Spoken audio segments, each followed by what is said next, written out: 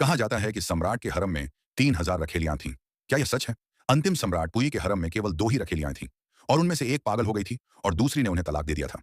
सम्राट वास्तव में विधुर बन गया था। जब पुई 16 साल का हुआ, यानी शादी की उम्र में पहुंचा, तो वह वेंश्यू नाम की लड़की से प्यार कर बैठा, जो उस समय 12 साल की थी। लेकिन इसका विरोध हुआ।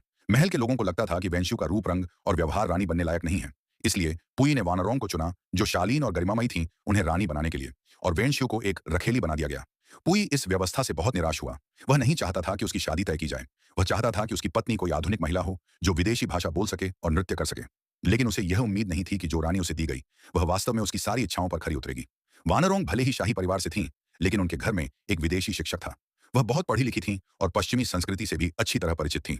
जैसा कि हम जानते हैं, शादी का अर्थ है परिपक्व होना। पुई भी इससे अलग नहीं था। अपने ऊंचे दर्जे को साबित करने के लिए उसने एक सुधार का प्रस्ताव रखा। सार्वजनिक रूप से अपनी छोटी कटवा दी।